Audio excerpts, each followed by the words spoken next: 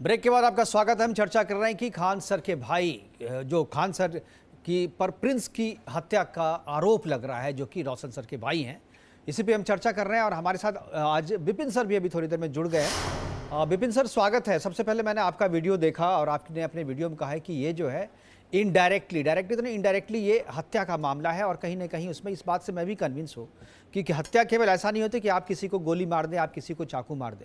आपने जो परिस्थिति डेवलप कर दी, उससे किसी की अगर मौत होती है तो आपको भी हत्यारा ही माना जाएगा।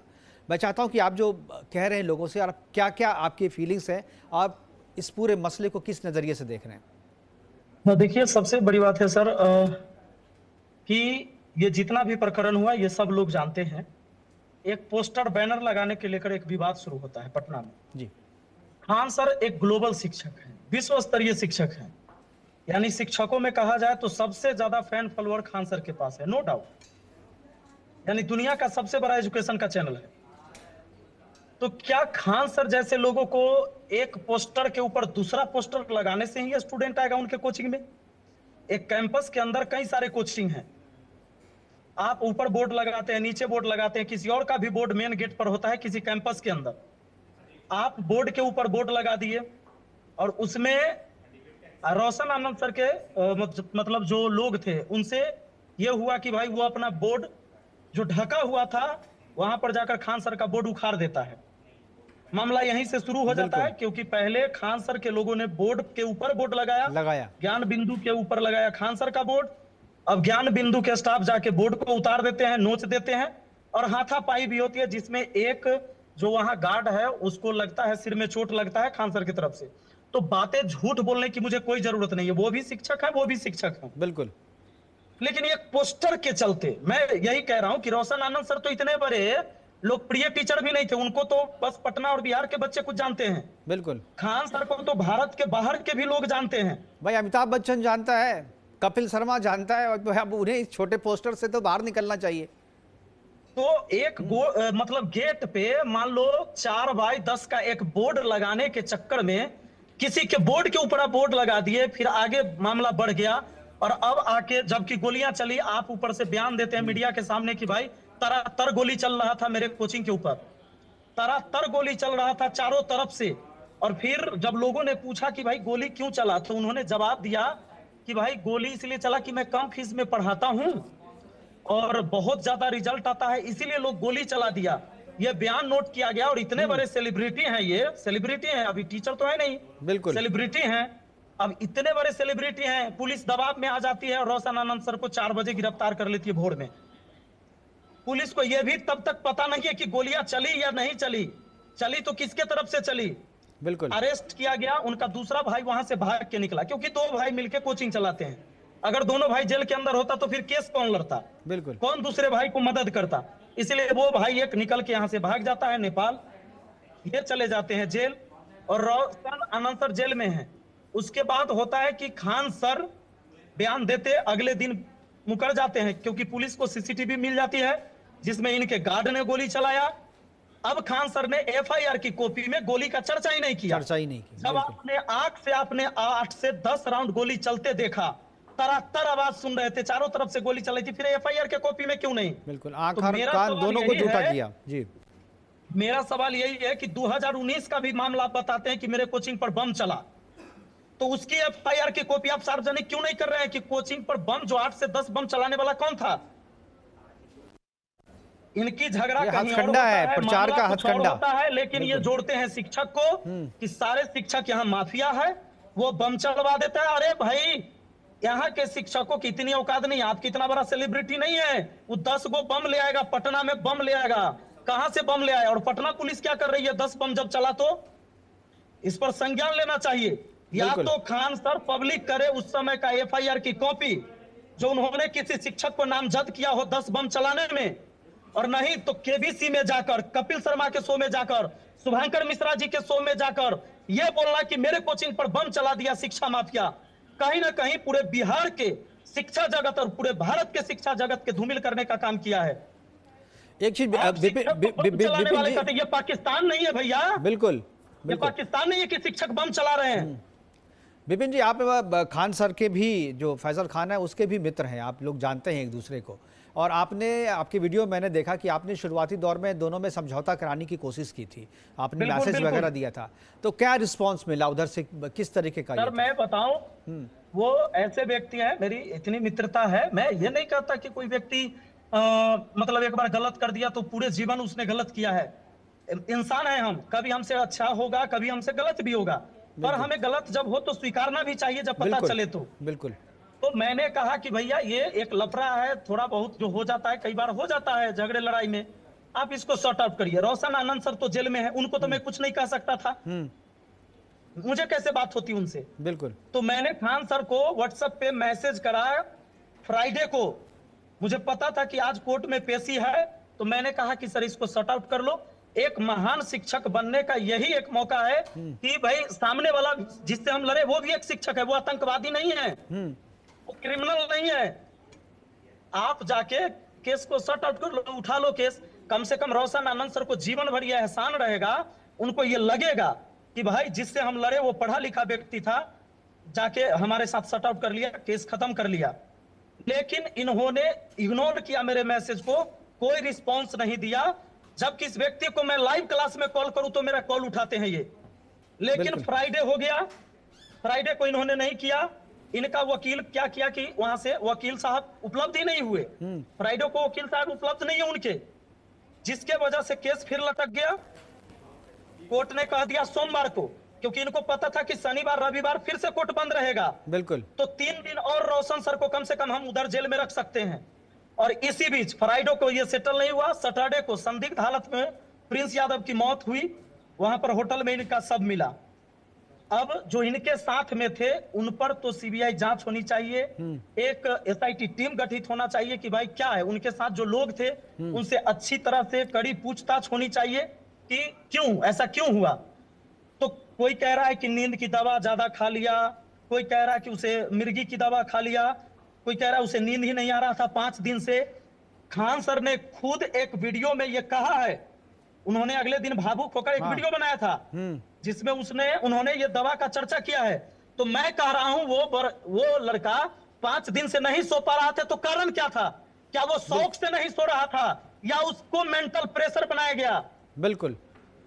यही यही बात मैं भी कर रहा हूँ कि भाई आप परिस्थिति आपने ऐसी क्रिएट कर दी कि उसका सामान्य जीवन प्रभावित हुआ और उसे नींद नहीं आ रही थी, हार्ट अटैक हुआ, जो भी अभी तक पोस्टमार्टम की रिपोर्ट आनी है वो सार्वजनिक नहीं हुआ है, उसके कारण से ये सारी चीजें हुई। विपिन जी, मैं एक सर चीज, मैं किसी पर आरोप नहीं लगा रहा हूं, जी, लेकिन जो परिस्थिति है मैं वो बता रहा हूं। बिल्कुल, बिल्कुल, मैंने फिर देखा कि भाई इनका डेड बॉडी, इनके भाई का डेड बॉडी घर पे पड़ा हुआ है। रोशन आनंद सर जेल में है, क्योंकि शनिवार का ही डेथ हो जाता है, संडे को इनके घर पर बॉडी आ जाता है और मंडे को फिर से पेशी है।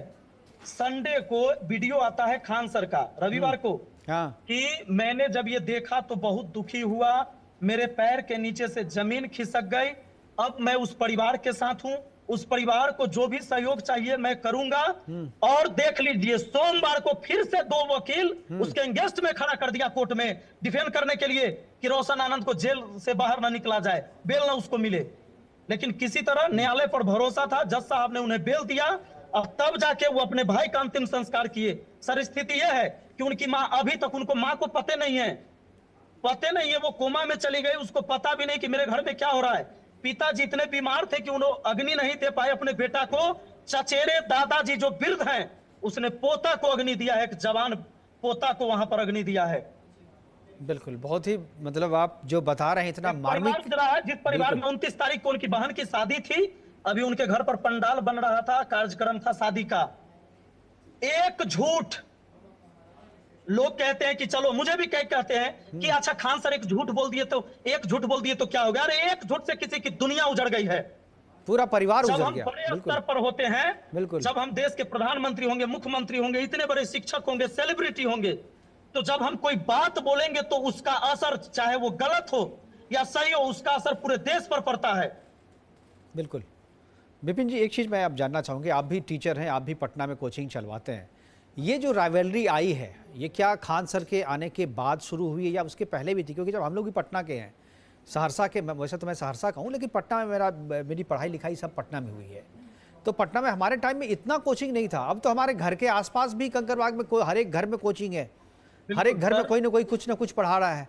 तो ये कंपटीशन जो है ये क्या खान सर के आने के बाद ज़्यादा हुआ है, और ये हिंसक कंपटीशन हमारे टाइम में नहीं था? ये कंपटीशन हिंसक क्यों हो रहा है, फेयर क्यों सबसे नहीं? बड़ी बात है क्या सर, ऐसा नहीं है। देखिए, हम उस बिहार की धरती पर हैं जहां दुनिया को सबसे पहला विश्वविद्यालय दिया है, नालंदा। बिल्कुल। हम उस धरती पर पैदा लिए, ये मेरे लिए गर्व की बात है। शिक्षा हमसे पहले भी यहाँ था, हमारे टाइम में भी है और आगे भी रहेगा। हम सदैव नहीं हैं और हम हमेशा एक नंबर पे नहीं रहेंगे। किसी एक के बदौलत यहाँ शिक्षा नहीं है। आप इतने बड़े शिक्षक होकर अपने शिक्षक साथियों को ही शिक्षा माफिया कहते हैं। ये दुर्भाग्य की बात है। आपको ऐसी बातें बोल के ये शोभा नहीं देता, ये अच्छा नहीं लगता है। शिक्षा सर पहले भी बढ़ती थी। हम लोग कहाँ पढ़े? पटना में ही पढ़े हैं। खान सर कहाँ पढ़े होंगे? खान सर कहाँ पढ़े? उनकी कर्म भूमि भी यही रही। जब मैं पढ़ा हूं तो मुझे पढ़ाने वाले कोई तो ऐसे टीचर रहे होंगे, बिल्कुल, जिन्होंने मेरे जैसे हजारों टीचर पैदा किया है यहाँ पे। बिल्कुल बिल्कुल। तो वो टीचर का कोई योगदान नहीं रहा यहाँ। उस पहले भी शिक्षा थी। अरे हम लोग क्या है? हम लोग कुछ नहीं है। ऐसे महान महान टीचर पैदा हुए इस धरती पे।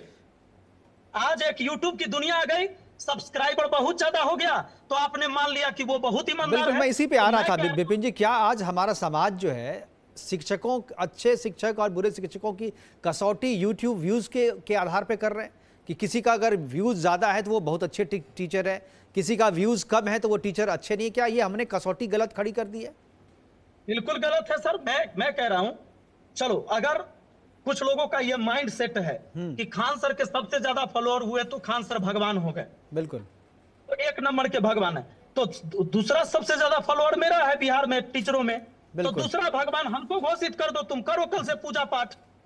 अरे भाई, मैं अपनी माँ के कोख से पैदा लिया हूं, मैं इंसान हूं, मैं भगवान नहीं हूं, मैं कोई अवतार नहीं लिया हूं। और जो अपनी माँ के कोख से पैदा हुआ है वो सब इंसान है।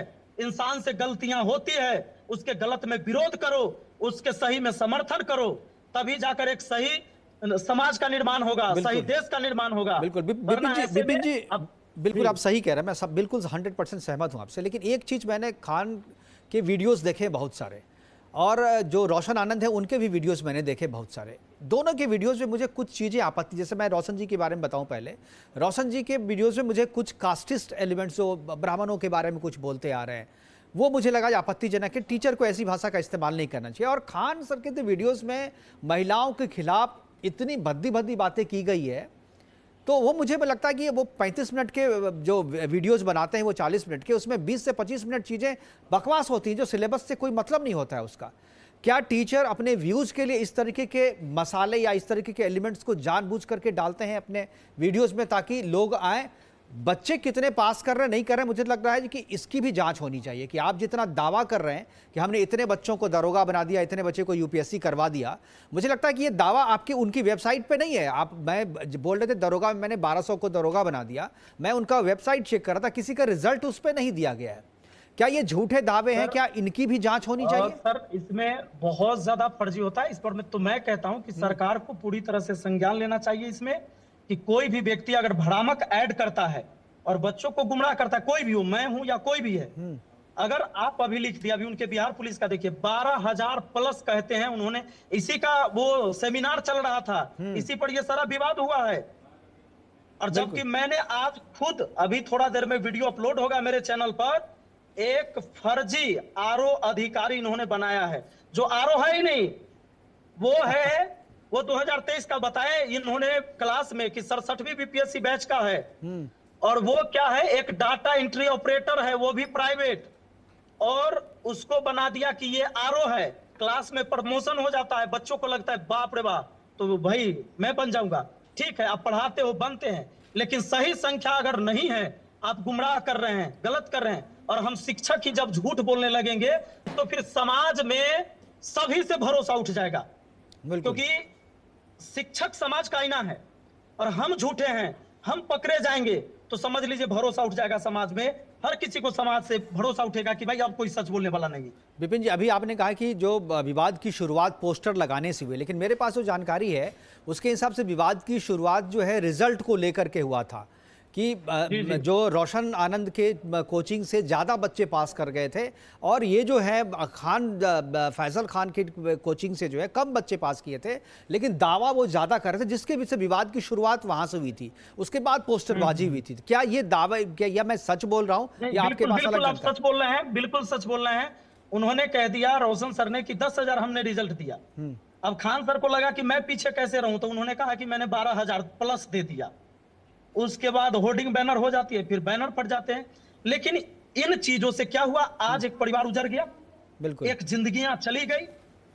तो सरकार को संज्ञान लेना चाहिए कि एक भी फर्जी संख्या काउंट करोगे तो कोचिंग बंद करवा दूंगा। वो तो गाइडलाइन सर, मैं उसमें भी आना चाहूंगा। अभी जो बिहार जी सरकार ने गाइडलाइन जारी किया है, क्या वो आपको लगता है कि वो सही है, उससे नकेल कस पाएगा? क्योंकि उसमें कहा कि आपको रजिस्ट्रेशन कराना सर, होगा। सरकार बहुत सारी गाइडलाइन जारी करती है, लेकिन होता कुछ नहीं है।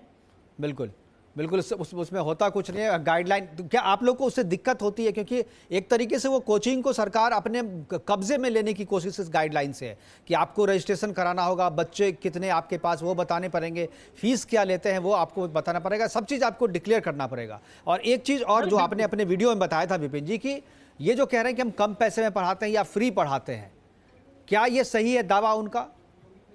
सर मैं बताऊं, मैं पढ़ाता हूं तो सिर्फ फ्री के लिए नहीं पढ़ाता हूं। मेरी भी अपनी रोजी रोटी है, मेरे भी अपने परिवार हैं। मैं जितना भी पैसा लेता हूं, थोड़ा लूं ज्यादा लूं, मैं अपने हिसाब से लेता हूं कि मुझे बच्चे कितना देंगे, मेरी योग्यता कितनी है, सीधी बात है। मैं फ्री नहीं पढ़ाता हूं। अगर फ्री पढ़ाऊं तो मेरे बाल बच्चों का क्या होगा, मेरे माँ बाप का क्या होगा, मेरे परिवार का क्या होगा। बिल्कुल। दूसरी बात, जो ये बोलते हैं ये झूठ बोलते हैं। अगर फ्री पढ़ाना तो यूट्यूब पर पढ़ाओ, ऐप बनाने की कोई जरूरत ही नहीं है। यूट्यूब पर डॉलर अलग ही यूट्यूब देता है, बच्चों से फीस भी नहीं लोगे, यूट्यूब इतना डॉलर दे देगा कि तुम्हारा परिवार भी चल जाएगा। तो क्या जरूरत है एप्लीकेशन पर पढ़ाने की, क्या जरूरत है कोर्स बेचने की। बिल्कुल तो सही, बिल्कुल बिल्कुल सही। ये तो भैया फ्री पढ़ाते हो, यूट्यूब पर पढ़ा दो ना, कोई भी पढ़ लेगा, क्या दिक्कत है। यूट्यूब है इस देश में। बिल्कुल सही है। क्या विपिन जी, क्या अब आप दोनों को फिर से कोशिश करेंगे कि सब एक हो जाए, या आपको लगता है कि नहीं, जो नुकसान हुआ है रोशन आनंद का वो उसकी भरपाई नहीं हो सकती?